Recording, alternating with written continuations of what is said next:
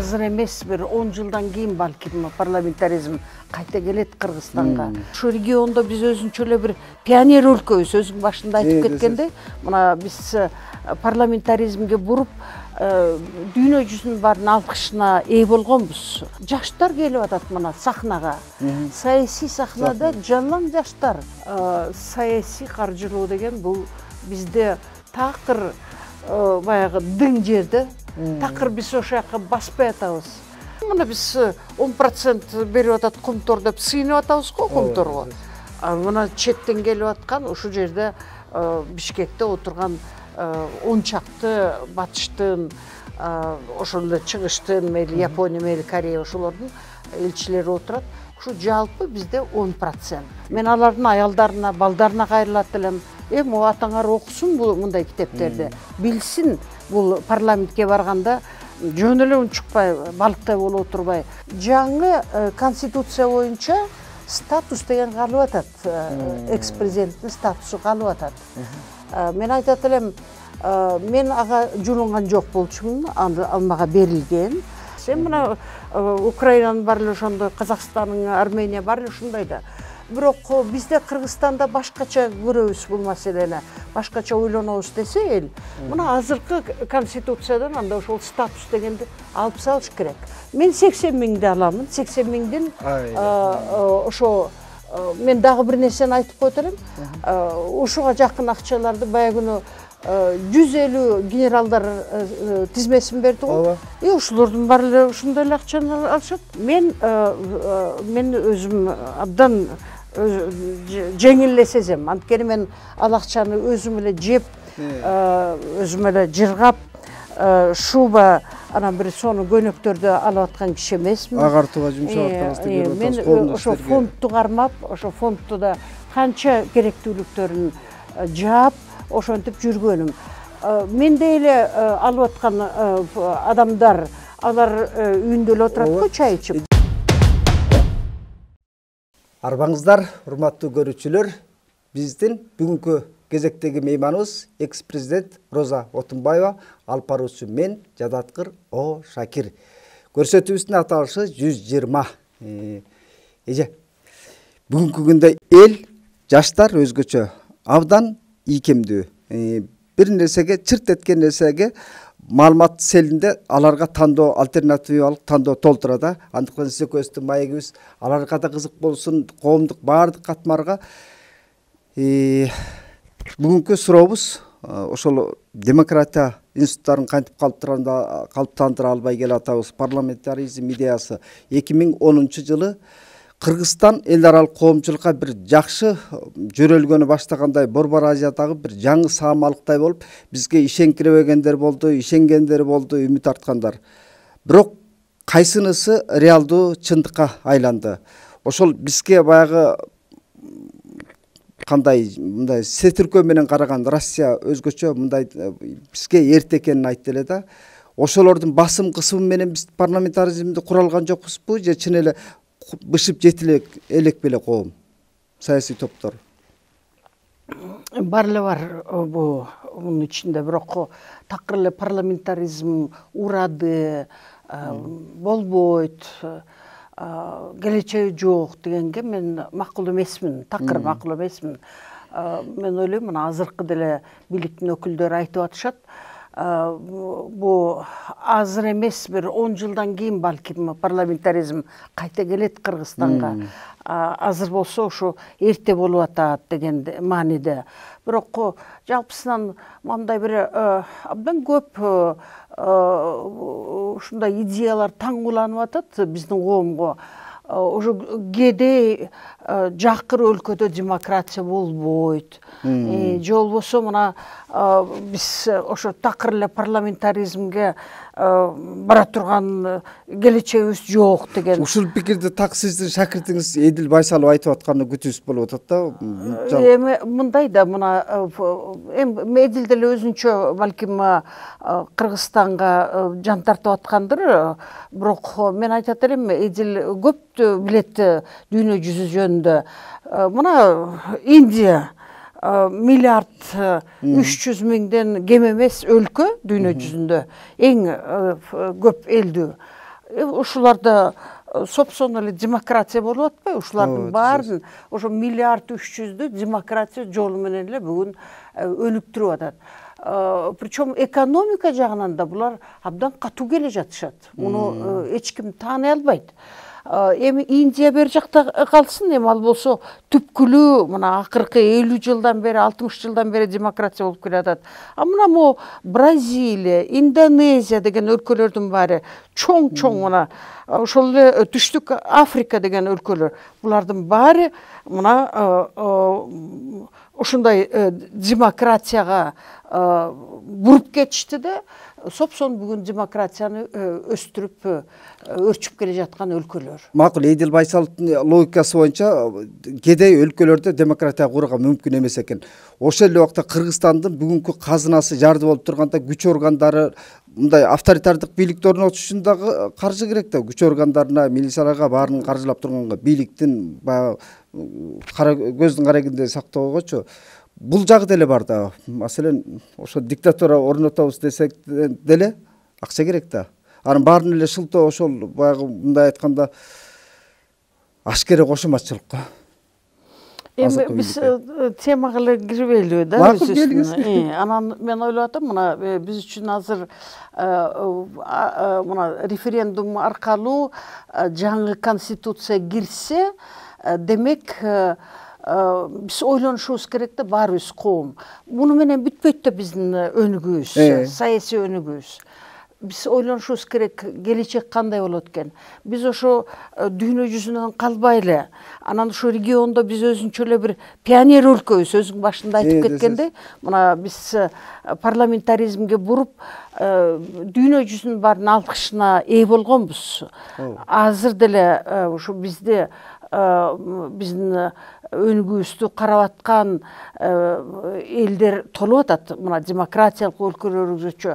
Ошондуктан мына биз өзүбүздүн өлкөбүздү ушул жөнүндө ойлонушубуз керек. Бул кандай кетет биздин мына азыркы бийлик деле бул жөнүндө кабатыр болуш керек. Кандай болот экен? Бул мына бул конституциянын негизиндеги өнүгүүнүн натыйжалары кандай болот? Андан нары биз кантип жүрүшүбүз керек. Анан мен сага айтайын, сен жана жаштарды айтып кеттиң башында. Азыр жаштар келип атат мына сахнага. Саясий сахнада жалаң жаштар. Мына шаардагы өзгөчө биз эми шаарда жашайбыз, көрүп атабыз, башка область, райондордо деле жаштар чыкты авансценага. Аларды эл мына элдин мүдөөсү ушундай болду. Жаштар келсин саясатка деп. Ошолордун баары. Эми мына бүгүнкү өрчүй турган саясат бул ошол жаштар үчүн болуш керек. Бул жаштар болсо кандай келечекти көрөт экен алдында деп ушул жөнүндө болуш керек. Ошон үчүн мына дүйнө жүзүндө эми биз айтабыз, бүгүн демократиянын рецессиясы мартка кетиши болуп атат да дүйнө жүзү боюнча негизи. Азыр оңчулдар сценага чыгып, ошолор көп Европа өлкөлөрүндө да ошолор башында туруп атат. Бирок ошого карабай демократиялык өнүгүү болуп атканына биз баарыбыз күбөбүз. Мен ойлойт элем, мына бизде Кыргызстанда мен мисалы ушуга ойлоном, ушул жөнүндө саясий партияларды биз өнүктүрө беришибиз керек. Ушул конституция менен биз келечекти көрөбүз десек, демек анда саясий өнүгүүдүн келечеги бул ошо саясий партияларда. Мына 45-90 адамдык парламент деп туруп, баягы конституциялык кеңешме ошондой бир чечимге туюмга келбеди беле.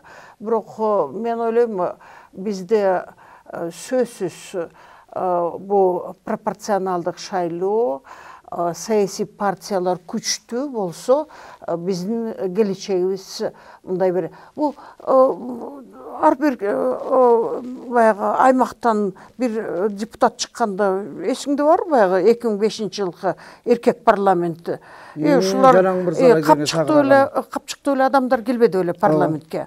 А биздин элдин кызыкчылыгы, улуттун кызыкчылыгы ошолордун эле көз карашы менен чектелбейт да. Саясий партиялар булар болсо саясий ориентацияны берет. Мейли вертикаль болсун, мейли горизонталь болсун, булар болсо элдин баарын кошот. Анан ошо партиялар болсо бири-бири менен мындай бир конкуренция болуп турганда, ошондо биздин улуттун идеологиясы, улуттун жолу ошол аркылуу түптөлөт. Бүгүн президенттин алдында кандай гана группаны отургузбайм, президент да бир партияга таандуу да, ала бир саясий топко. Негизи партиялардын көз караштары өтө маанилүү деп мен дагы бир жолу айтып кетет элем. Дүйнө жүзүндө карап көрсөңөр, эң өнүккөн, эң мындай бир алдыда бараткан өлкөлөр, булар сөзсүз ошентип парламентаризмдин болсо баягы вагондору, поезддери, бул болсо ошо партиялар, ошонун гана негизинде өнүгөт, жүрөт дегендей. Ошон үчүн бизде айтып атат, мына 30 жылдан бери эчтеке чыккан жок, эчтеке болгон жок. Слушайте, бизге 30 жыл болсо, мына ошол атамекен болобу, социал-демократиялык эң эле мындай партиялар 30 жыл болсо, мына могу Германиянын социал-демократтар партиясы 160 жыл. 160 жыл. Эми биз өзүбүздүн тарыхыбызды өтүшүбүз керек экен да. Bizde de şu biz eştekeni жаза аткан жокпуз, өн бир башка дүйнөлүк өнүгүүгө өн болуп аткан. Биз ошолордо эле нерселердин баарын табигый процессти эле басып баратабыз. Биз баягы мамлекет үчүн 30 жыл деген бул жанагы тамтың баскан баланын өмүрүндөй эле да. Биз жаңыдан төрөлгөн бала тушоосу кесилген, чалынып отургандай эле. Биз жөн эле чыйпыйыбыз чыгып, жөн эле бир кыйсыпыр болуп атабыз деп ойлойм да. Бул акыркы чекит эмес. Анан бирок ушул жарым өлүк демократия болбой турган, жарым өлүк авторитаризм болбой турган жолдон канткенде чыгабыз?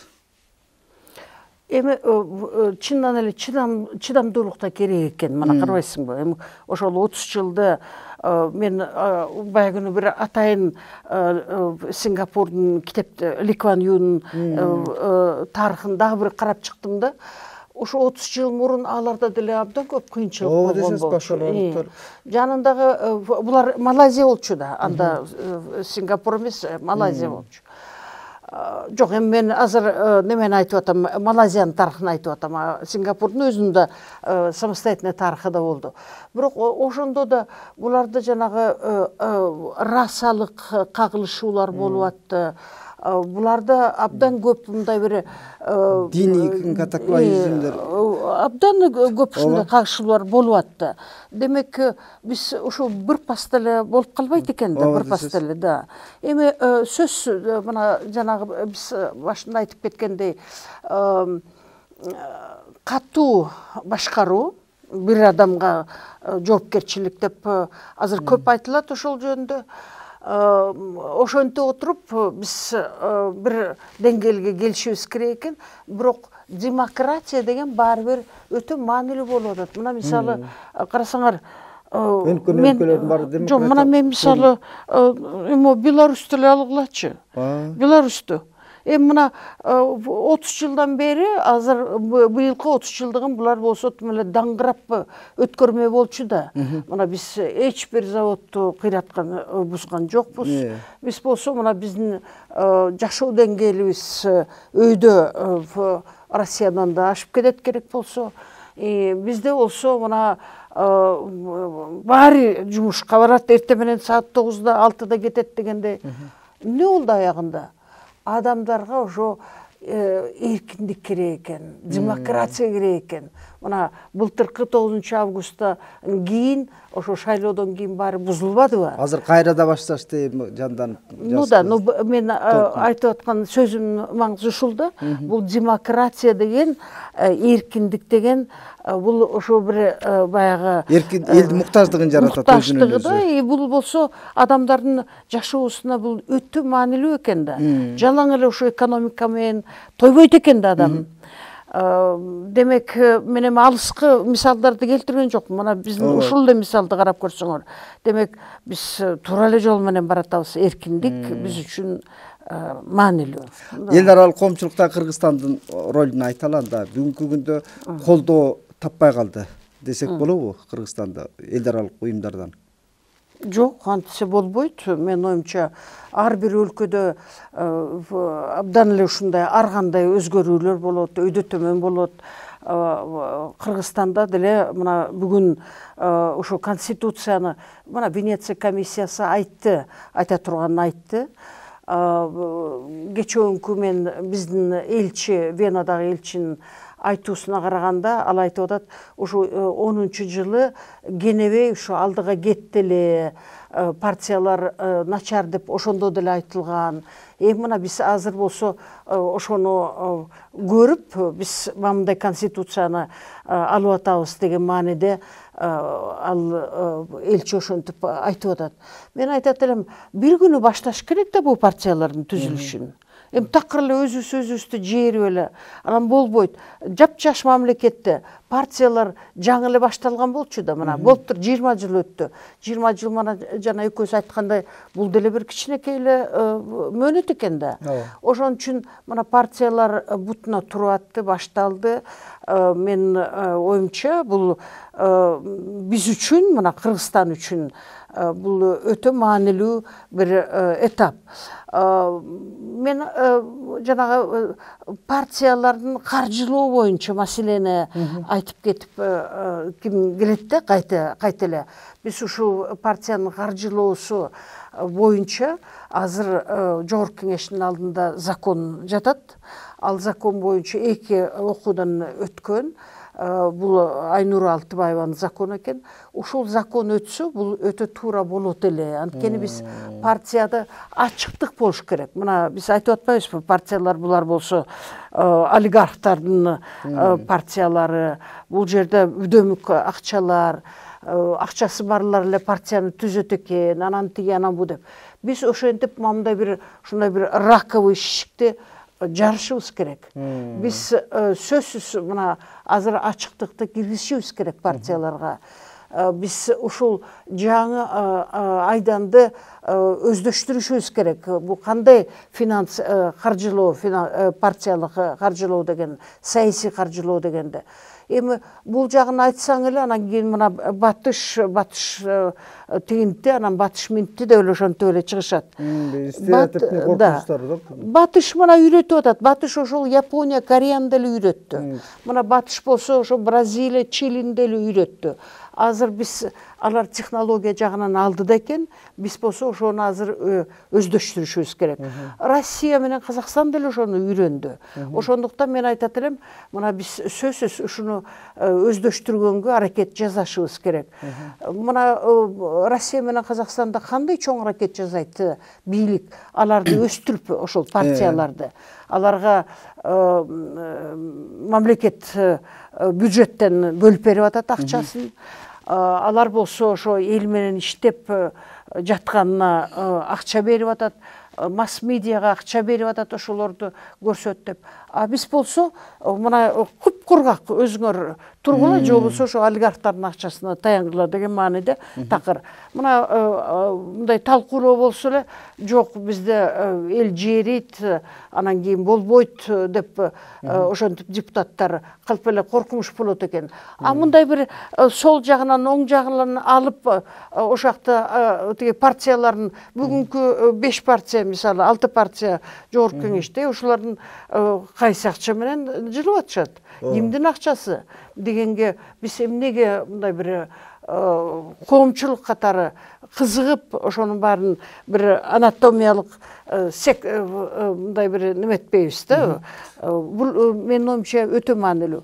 Анан жана батышты айтып атабыз. Ой, слушайте, эми булар жардам сыяктуу бизге ошентип токо үйрөтүп атат.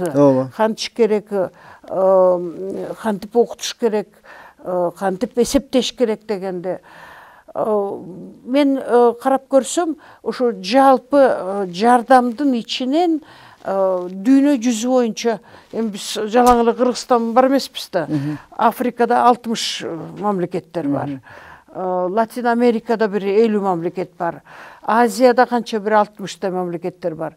Ушулардын баарына жардам берет да, вот это общий объем помощи. Анан ошол жерден 1% балким 2% ушул партиялардын түзүлүшүнө берилет экен. Жалпы ушундай бир жардамдан. Биз бүгүн рыночный экономиканы үйрөнгөнгө канча акча алдык? Үйрөндүк, көп нерсени үйрөндүк. Бүгүн бизде ортоңку бизнес же болбосо майда бизнес дегендердин баары ошол технологиялар менен эле өсүп атат го. Эми болсо секторлордун баары ошолор менен кызматташтык. Ошондой. Эми болсо мынакей партияларды бул да бир жанагындай технологияларды алып келишибиз керек экен да. Ал жагынан да биз үйрөнүшүбүз керек экен да. Демек мен так жана катуу айтат элем, саясий каржылоо деген бул бизде такыр баягы дың жерде, такыр биз ошол жака баспай атабыз. Аны көрбөй атабыз. Аны укпай атабыз, угмуш болуп атабыз да. Аны болсо качан эле биз ошол жерге барып, ошол айданды, ошол теманы өздөштүрүбүз керек эле.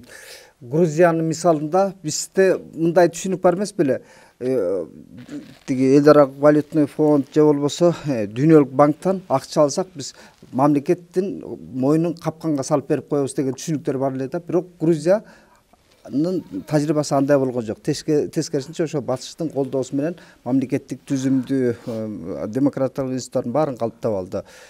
Демек, баягы элдеги ошол пропагандалык коркунучтан чыга албай атканына канткенде бир элди агартып алабыз. Грузияны, бизде Кыргызстанда Грузияны эле көп келтиришет мисалга. Мына жаныбызда Монголия турат. Ошо биз такыр Монголияны карабай койдук да. Мына алар болсо бизде өздөрүнүн консульствосун ачкан. Парламенттик абдан ушундай бир скромный адамдар. Монголия булардыкы бир $3000 бир адамга жанагы ВВПси. Эми биздики 1,5 миңге жетти дегендей. Монголияда алар ошо парламентаризм менен келе жатышат. Булар болсо мына бизде эле ушундай бир абдан өңгүл-дөңгүл жол менен бара жатышат.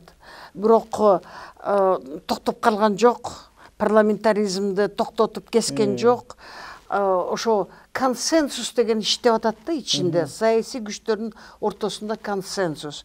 Буларда деле оңой эмес ситуациясы. Азыркы демократиялык партиянын өкүлү болгон президенти Батулга, ал ошо мурунку президент менен жакшы эмес мындай өздөрүнүн отношениялар. Бирок ошондо да булар ушундай өңгүл-дөңгүл жолдон өтүп кетип атышат.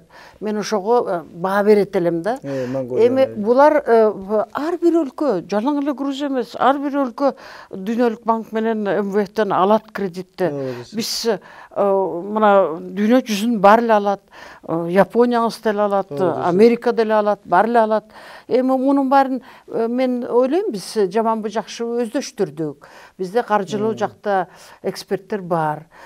Биз мына Садыр Жапаров айткандай, мына биз өзүбүздүн карыздарыбызды былтыркы жылдын карыздарын быйылкы жылга да жетет деп атат.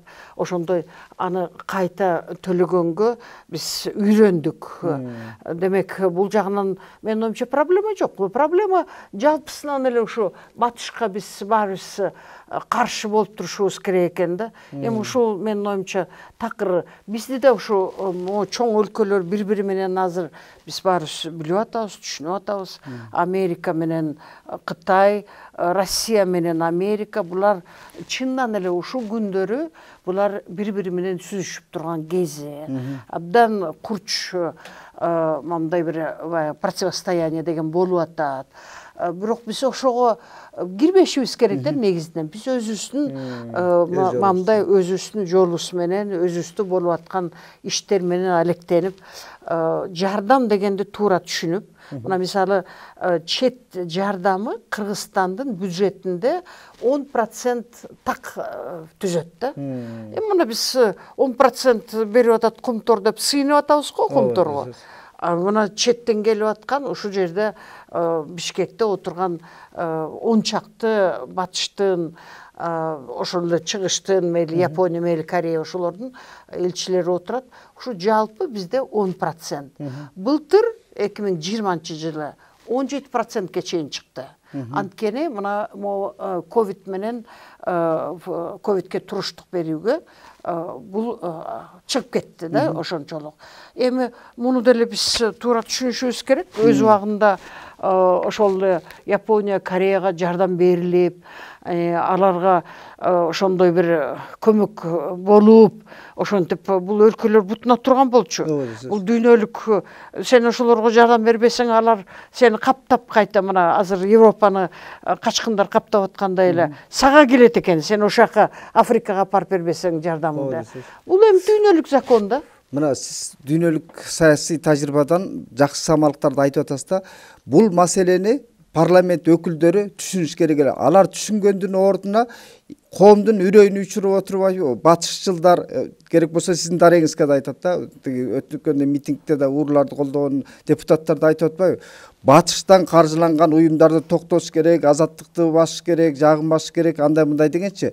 Мына бийлик тобундагы ушулар элди каяка апарат? Эми биздин менин оюмча биздин максатыбыз мына ушу жаштар азыр шайлоочулар, булардын келечеги, мына биз деле чарчабай келе жатабыз, анткени биз ушу Кыргызстан үчүн бир жаркыраган келечек болсун деп. Өзгөчө мына жаштар азыр күчүндө, акыл эси толуп турган кезинде булар дүйнө жүзүнүн баарын аралап келди, сүзүп баягы неме келди, көрүп келди дегенде. Анан булар көрдү да, бул дүйнө деген башкача курулат экен. Дүйнөдө башкача ойлонушат экен. Анан бизде болсо мына азыр мындай көп билим керек экен. Мына Делиге барган 3 саатка жетпей эле самолет менен учуп барса болот. Эми Москваңыз 3,5 саат, биз эми ага көнүп калдык. 100 жолу барабыз дегенде. Бирок мына Делиң, мына Пакистан, Лахор деген жерлер, булардын баары жакын жерлерде. Булар биздин кошуналарыбыз. 1 саат жерде мына Синжан турат. Демек, булардын баарын биз түшүнүшүбүз керек да, билишибиз керек да. Бизге билим менен оюмча жетишпейт. Билим демекчи, керегем сагайтем келиним сен ук деген өрнөктү сиз көргөздүңүз да. Дүйнөлүк саясаттагы лидерлердин өмүр баянын таржымалын Дэн Сяопиндан баштап Махатма Ганди, Черчиллдикечи ушуну барактагандар аз болуп атат да. Себеби саясий мектеп калыптанбай атат, саясий маданият калыптанбай атат. Ошол дүйнө лидерлеринин өмүр таржымалындагы эң аянычтуу тагдырларды, эң бир кейиштүү канчалык сыноолорду баштан кечиргенин чагылдырган эмгектер канчалык жетти деп ойлойсуз ошол саясий топтоолордо? Бул ар бир өлкөдөн да көз каранды. Мисалы мына Казакстандын президенти 5 тилди билет. Эми эң көрүнүктүү университеттерди бүткөн, оондун бир бөлүгүн башкарып келди. Ушундай киши кантип сүйлөйт, эмнени айтат, эмнени түшүнөт деген бул эми айырмасы бар да, туурабы да. Анан алардын парламентинде деле жанагындай Макалу дегендер отурбайт ал жерде. Демек, бул ошол баягы роль лидера, личности деген өтө маанилүү да. Булар ким эмнени ошондой талапты коюш керек да. Мына азыр жаштар бизге керек болсо азыр талапты коюшат. Алар айтышат кандай экен, эмне экен. Эми бизде мына жаштар өзгөчө IT жагынан, эми аларга жете албайбыз IT жагынан. Бирок ошо саясий сен туура айтып атасың, ушу бизде деле ушундай клубтар болсо, ушундай бир мындай саясий партиялар ушуну жасаш керек болчу. Бир саясий клубтар, интеллектуалдар клубу сыяктуу. Саясий партиялар деле теманы көтөрүп, ушулардын баарын өздөштүрүш керек эле. Мындай бир кызыктуу тема кылып туруп. Мен андайды укпайм, саясий партиялар чын эле деңгээли жок да, деңгээл деген бул өтө маанилүү сөз. Мен саясатта жүргөн досторум менен да айтып көрдүм да, келгиле бир жаңы бир жөнөлгө уюштурбайсыңар, бир шахматтык мелдеш, ошо шахматтык тиги саясий партиялардын арасында жөн эле акыл мелдеши кылып, ошол шахматтагы эрежедей саясий маданиятты калыптандыруу үчүн керек бирөө ишке ашырган жок. Жок, биз менин оюмча Кыргызстан жалпысынан алдыга эле кетти, саясий жагынан, демократия жагынан биз башкаларга үлгү көрсөтө турган өлкөбүз. Мына мен сен жана айтып атпайсыңбы, жаштар деп. Данияр Аманалиев мисалы мага айтып атат, биздин дейт IT эксперттер дейт, алар ушу башкаларга караганда алдыга кеткен дейт. Алар дейт ушунчалык алардын кандай тиешеси бар? Алар IT жагында десем, ал айтып атат, булардын дейт эмгектери, булардын результаттары башкаларга караганда чындан эле мындай жакшы сатылат, жакшы алынат дейт. Демек бул эркиндик деген, бул жанагы сен айтып атасың азаттыкка каршы, анан азаттык чукуп атса, коррупциянын баарын чыгарып атса, эми сөзсүз каршы чыгат дагы. Биз ошо айтып атсак мамдай болбойт деген. Эми мен оюмча бул согуштун деле балким биз да ошого тыгылып атабыз. Жанагынтип Магнитский листке кирип атканыбыз, бирок бул бизди тазалап атканы да. Бизде бир эле азаттык эмес, демократиялык институттардын көбүн талкалап жок кылгысы келгендер бар да. Кече түндө эле окудум, Facebook'та бирөө жүрөт да. Мен демократияны Кыргызстанда жок кылга акыркы каным калганча күрөшөм дегенчи, анан бирөөнү илип койттур, баягы мүмкүн ЛГБТ өкүлдөрүнүн бирөөсү апасы менен ортосундагы конфликтти көрүп атат да. Мына демократия деген ушул экен деген эркиндиктен кайра коркуп атышат да. Коомдун айрым мүчөлөрү. Эми Олжобай, бизде жапайчылык да көп да, мындай баягы абдан эле биз жаштардын баары эле мына алдыга умтулуп аткан десек туура эместир. Ошо байгын ошол Эдил айтып кетти го, мына эми азыр 2005 жыл, 2010 жылкы революцияны көргөндөр, анан кийин болсо ар кандай талкалоону көргөндөр. Эми ошондой жаштар ушундайлар деле көрүп калды да акыркы. Мен ага кошот элем, эми ушундай бизде Хунвейбин керек болсо, ошондой да муун болуп калды да. Хунвейбин десең, алар кимдер дегендер толуп атат да, ошондойлор билбегендер. Демек, мына биз билебиз да, бул Кытайдын тарыхында кандай негативдүү ролду ойногондорун булардын. Демек, мына биздин баарыбыздын коомдун милдети бүгүн билим биз таратышыбыз керек, чарчабашыбыз керек. Биздин жанагынтип атка минерлер окубаса да, биздин фонддон жанагындай китептерди Черчилль, Кеннеди, биз мына жаңы эле Ал-Мактум, Рашид Ал-Мактум, Араб Эмиратынын башчысы жазган китепти чыгардык. То есть башка өлкөлөрдө ошондой бир натыйжа алып келген лидерлерди тартуулап атабыз да өзүбүздүн элге. Биринчи жолу кыргызча, анткени орусча толуп атат. Болгондо түп нускадан котортуп атасыздар. Черчилль жөнүндө 100 китеп бар орус тилинде. Бирок биз ошо Черчилльдин сөздөрүн атайын азыр ошентип которуп, бул Улуу Британия деген бул демократиянын бешиги деп атабыз. Демек, билсинчи, бул кандай сөздү ошол жерде парламенттен сүйлөш керек экен деп ошентип атайын которуп атабыз да. Эми аны окубаса, эми биз кантип окутабыз?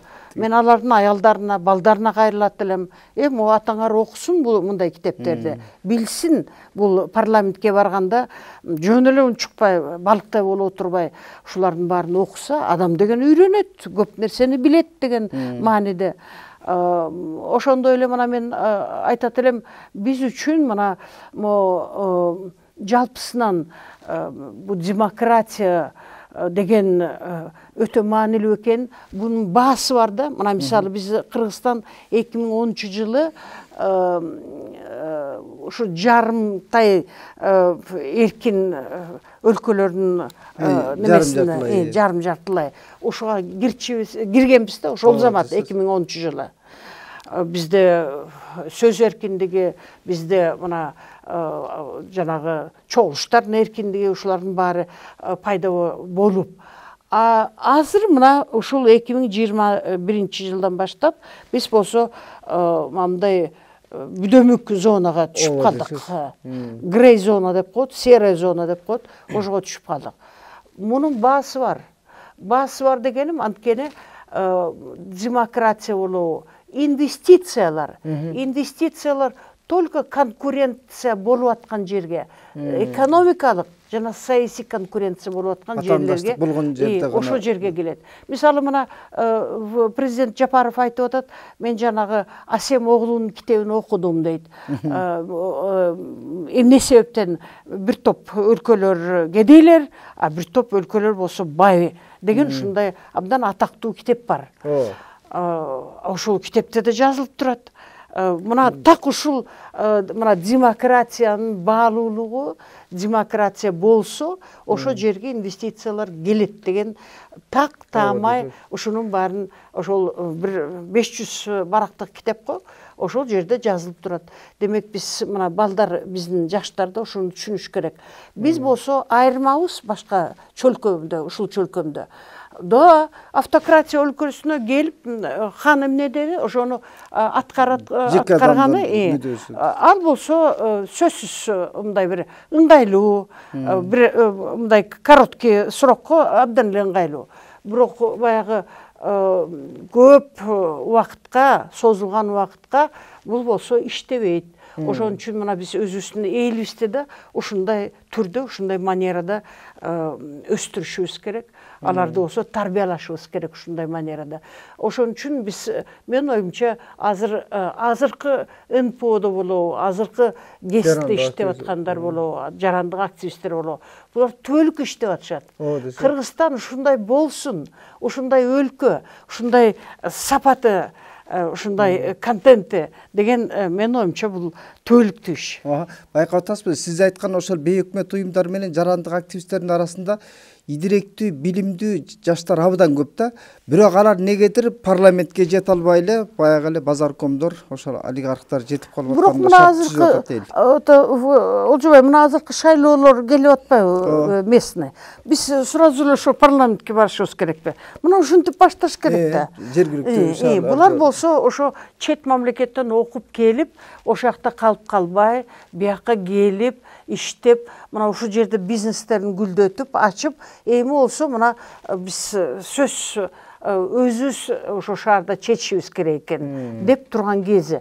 Эми сөзсүз мына климат ушундай да, экономикалык, инвестиционный климат. Азыр курулушта болуп атат баары. Инвестициялар ошол жака кетип атат, анан баягы курулуштагы бизнесмендер мындай бир тонду неметип атат да, билдирип атат да. Ошо абдан эле коррупционный жак болуп кетти ошол жагы. Бирок жалпысынан мына татынакай биздин жаш жигиттер, бизнесмендер, мен оюмча мына ушулар, мен сүйүнөм, биздин келечегибиз мен оюмча мындай бир жакшы эле.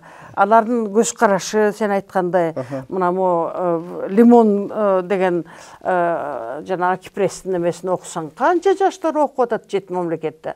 Кандай гана дүйнөлүк фирмаларда иштеп атышат. Бизде мына азыр университеттерде ушу мен оюмча биздин билим берүү жагына биз көңүл бурбай атабыз да.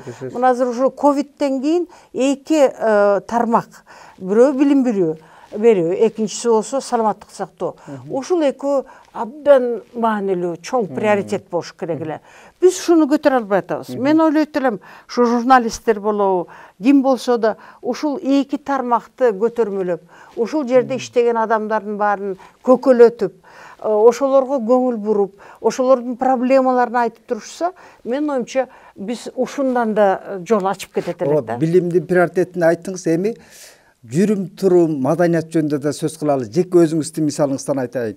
Сиз баягы депутат болуп турганда 2006-жылдагычы көрүп аттык коомчу 2007-жылы канчалар өлүп атты, атылып. Сиз ошондо жандоочу жок эле, кызматтык машинаңыз жок эле. Мен сизге үйүңүзгө бир нече жолу барып интервью алганда, тияңызда кухняңызда тамагыңызды чыркыратып, буяңызда момундай кагаздарыңыз чиймелеп, бирденке жаза коюп, дүйнөлүк жаңылыктар эмне болуп атат, анын мыйзам базасын менен ушундай тытынып иштеп атканыңызды көргөндө ойлодум эле да. Эженин ушунчалык жупунулугу, жөнөкөйлүгү, анан бирок элдин алдына чыкканда сиз баягы өтө катуу кишидей көрүнөсүз да. Анан бирок сиз ушул өрнөктү биздин эл өкүлдөр кантип үйрөнүш керек? Ушу жүрүм турумга сөзсүз эле жанында жан сакчы алып жүрүш керекпи? Сөзсүз эле казынадан жанагы эбегейсиз чыгымдар кеткенине жол бербөөнүн кандай жол бар? Эми сен жан сакчы тиги бу деп калдың. Мени аныс тиле жерип келатпайбы тиги бир жерде кол топтоп, сизге кол топтоп атышат ооба. Ошо каршы дегенде. Эми мен айтышым керек, ал болсо ошо президент, мурунку президент катары закон боюнча, закон менен ошентип мен баягы бүгүнкү күндөгү ситуация ошондой болуп атат. Бир нерсени тактап коеюн. Жаңы конституция боюнча статус деген калып атат. Экс-президенттин статусу калып атат. Мен айтат элем, мен ага жулунган жок болчумун, ал мага берилген статус. Бизде Кыргызстанда биз баарын ушу Россияда кылабыз да, ошо чындан эле алар биз үчүн үлгү болчу да. Мен ошол статусту алып салса деле мен экс-президент болуп кала беремин. Статус боюнча, статустун негизинде закон чыгарылган. Ошентип жанагындай пенсия, мен пенсия курагында, же болбосо мен пенсия курагында болбосом, анда стипендия катары ошондой болот эле. Жанагындай жан сакчы, жанагындай үй резиденцияда ушундай нерселер так Россияныкындай кылганда, вот мына Горбачев азыр деле ошондой жашап атат, Ельцин деле ошентип жашап өтүп кетти.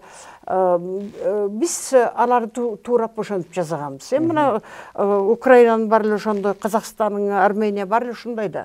Бирок бизде Кыргызстанда башкача көрөбүз бул маселени, башкача ойлонобуз десе эл. Мына азыркы конституциядан анда ошол статус дегенди алып салыш керек. Азыркы конституциядан. Эми биз такыр эле эч бир тешигинен кире албай атабыз го бул конституцияга.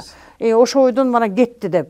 Бул болсо мына азыркы президенттер үчүн жазылып аткан конституция болуп атат да, ошолордун келечеги үчүн. Демек, ошентип кетиш керек болчу. Ал биринчи. Экинчи болсо, мына мен мисалы аныс деле алып аткан акчамдын 1/3 бөлүгүн качан эле берип салгам. Таң калам да бир нерсеге. Мына бир жерде отуруп кыйналып, жанагы бир жаш жигиттер отуруп чогултуп атышат акчасын. Ой, жана подпистерди чогултуп атат. А эмнеге биздин иликтүү журналистке чек дегендер, факт чек дегендер ушуну сурап эле койбойбу? Канча алат экен? Каяка кетет? Тиги мына мисалы бизде соцфонд деген бар, президентский аппарат деген бар. Анан кийин жанагы кайтарчы балдарга миллион деп. Эми укмуштун баарын, калптын баарын эле уруп атышат да. Ошонун баарын эмнеге сурап койбойт мисалы? Это же жоп-жөнөкөй да. Ал болсо, мына мен айтат элем, ошондой акча төлөсө мисалы жанагы бодигардтарга, анда тим эле очередь турат эле го ал жерге, мен болот элем деп.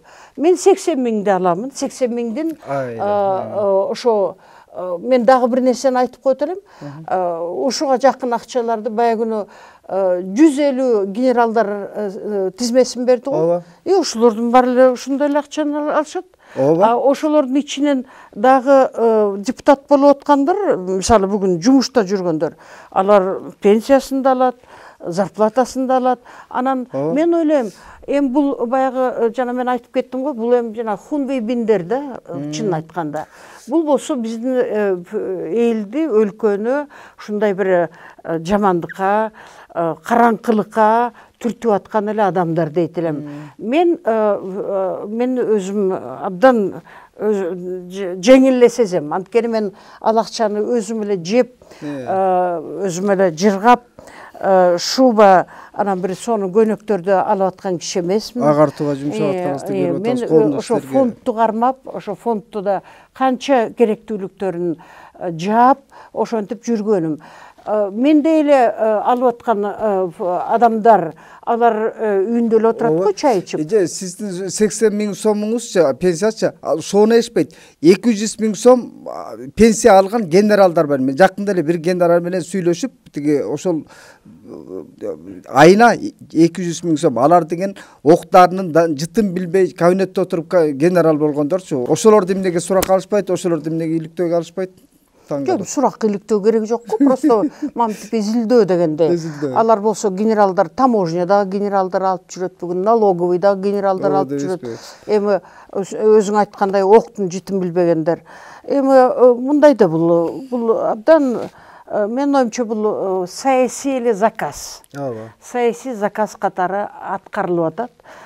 Мен болсо аны биз канча саясий күрөштөн өттүк. Ооба десез. Мен жүргөн жерде эркектер барбай койду эле го. Мен барган жерге. Анан эми азыр болсо түштөн кийин эмне эле мага асылып атканда мен таң калам. 2010-жылдагы жана сиз менен иштешкен генералдардан Алик Орозов, сиз жөнүндө портретиңизди жакшы жазган, Орозбек Молдалиевди айтып жүрөт, Эмилбек Каптагаев. Кандай шартта иштегениңиздерди, күн-түн тыным билбей тыпырап эл аралык коомчулук менен иш жүргүзгөндө ошол тарых үчүн, слушай, тарых бир күнү баягы Улан Байкуш айткандай, өлгөндө эле баркыңды билет экен дегенде, биз да ошону менен жүрөбүз бүгүн. Эл өз пайгамбарын тааныбаган эл болуп атабыз да, анан көзү барында албетте баркын баасын билбейт экенбиз. Бирок урматтуу көрүүчүлөр, биз эжекенин эң жөнөкөйлүгүн, жупунулугун, маданияттыгын немен көргөзгүбүз келет. Эженин могу кол жазмалары мага качантан тааныш да, мынтип сууну алдыбызга коюп алып эле ичебиз. Могу китептериңиз жөнүндө маалымат бериңизчи. Негедир сиздечи момундай кол жазмалар көп да, мен Салжанкеникинен көп көрчүмүн, Ишем Абдуразаковдукунан. Үйүнө барсаң иш үстөлүндө дайыма эле ушу чиймеленген чай менен. Бул бир кыргыз коомуна маалымат жеткирүү да, жаңы дүйнө тааным. Ошондуктан бул кагазга чукул эмес да, элчи адабиятка чукул болбой атпайбы биздин элчи. Ошон үчүн бул маанилүү, мен ошон үчүн могу деталды көргөзөйүн деп атпайм. Могу китебиңиз эмне китеп экен? Мен бүгүн бул передачага даярданып, анан кийин саясий каржылоо, партиялардын каржылоосу деген китеп бул. Айдия деген эл аралык уюм бар, ошону окуп чыктым. Азияда кандай экен, Европа кандай экен, биздин өлкөлөр, анан көп нерсе мына ушу жаштарга да кызыктуу болот окшойт. Биз өзүбүздү өзүбүз жээрибиз го, мына сатып алды тиги голосторду, анан тигинти. Бул дүйнө жүзү боюнча баарында бар да. Мисалы мына Таиландда ошо эртең шайлоо болот деген күндү ит кабат турган түн деп коет экен. Иттер кабат экен да.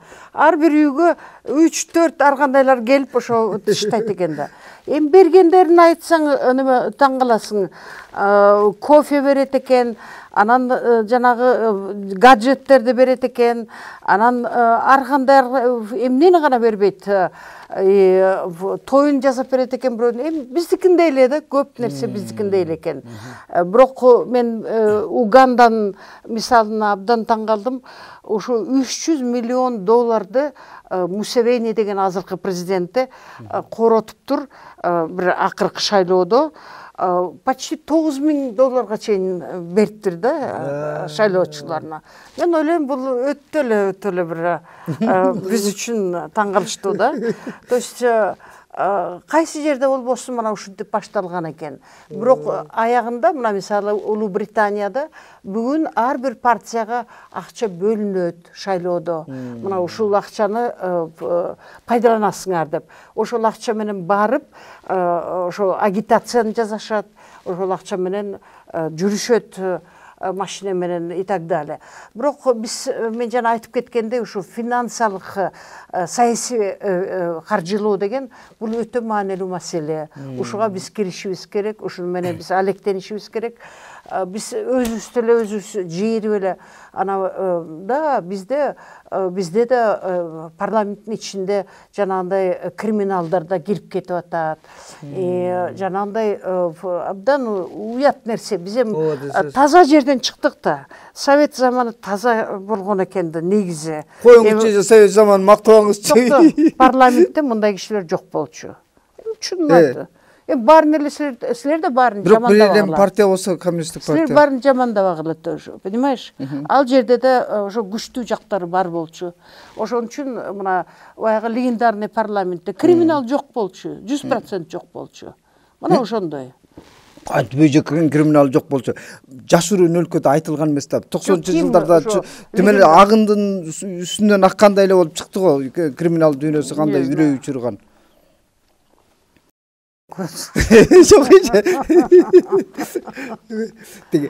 Сиздин эң таң калганым дүйнөдө эмне процесс болбосо кабардар болуп турасыз да. Кээде жанагы шилтемелердин жөнөтүп калабыз WhatsApp'тан жанагы бир өтө баалуу маалыматтарды издегенге да убакыт керек да, чороо керек. Кантип убакыт табасыз? Жаштардан тең калышпаганга, артта калбаганга. Биринчиден тилдерди билгиле. Чет тилдерди билгиле. Информациянын баары эле орус тилден келбейт да. Сөзсүз, мына башка тилдерден келип атат. Анан эми каалайсызбы англис тили бүгүн дүйнө жүзүн каптап турган кези.